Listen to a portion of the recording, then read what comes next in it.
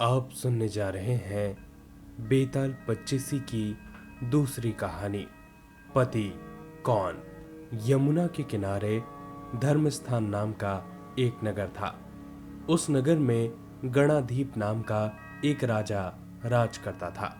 उसी में केशव नाम का एक ब्राह्मण भी रहा करता था। ब्राह्मण यमुना के तट पर जप तप किया करता था। उसकी एक पुत्री थी जिसका नाम था मालती। वह बड़ी ही रूपवती थी। जब वह ब्याह के योग्य हुई तो उसके माता पिता और भाई को उसकी चिंता हुई। संयोग से एक दिन जब ब्राह्मण अपने किसी यजमान की बारात में गया था और भाई पढ़ने गया था, तब उनके घर एक ब्राह्मण लड़का आया। लड़की की मां ने उसके रूप और गुणों को देखकर उससे कहा कि मैं तुमसे अपनी लड़की का ब्याह करूंगी। उधर ब्राह्मण के पिता को भी दूसरा लड़का मिल गया और उसने उस लड़के को भी यही वचन दे दिया। उधर ब्राह्मण का लड़का जो कि पढ़ने गया था, वहां उसे एक लड़का दिखाई दिया। उसने उस लड़के से भी यही वादा कर दिया। कुछ समय बाद बाप बेटे घर में इकट्ठे हुए तो देखते क्या है, वहां एक तीसरा लड़का और मौजूद है। दो उनके साथ आए थे। अब क्या हो। ब्राह्मण, उसका लड़का और ब्राह्मणी बड़े सोच में पड़ गए।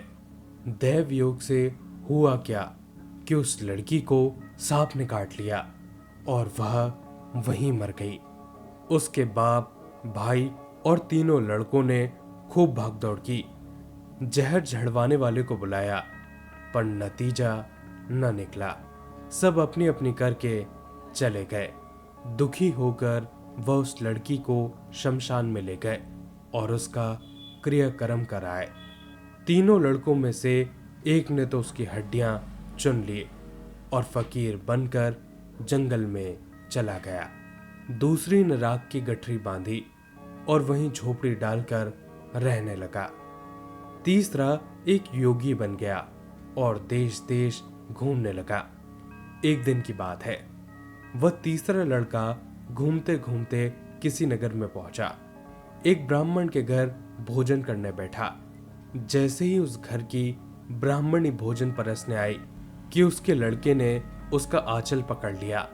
ब्राह्मणी से अपना आंचल छूटता नहीं था। ब्राह्मणी को बड़ा गुस्सा आया। उसने लड़के को झटका, मारा, पीटा, फिर भी वह न माना तो ब्राह्मणी ने उसे उठाकर जलते चूल्हे में पटक दिया। लड़का जलकर खाक हो गया। ब्राह्मण बिना भोजन किए ही वहां से खड़ा हुआ। घर वालों ने उसे बहुतेरा कहा, पर वह भोजन करने के लिए राजी ना हुआ। उसने कहा, जिस घर में ऐसी राक्षसी हो उसमें मैं भोजन नहीं कर सकता। इतना सुनकर वह आदमी भीतर गया और संजीवनी विद्या की पोथी लेकर एक मंत्र पढ़ने लगा। जलकर राख हो चुका लड़का एक बार फिर से जीवित हो गया। यह देखकर ब्राह्मण यह सोचने लगा, अगर ये पोथी मेरे हाथ पड़ जाए तो मैं भी उस लड़की को एक बार फिर से जिंदा कर सकता हूं। इसके बाद उसने भोजन किया और वहीं ठहर गया। जब रात को सब खा पी कर सो गए तो ब्राह्मण चुपचाप वह पोथी लेकर वहां से चल दिया।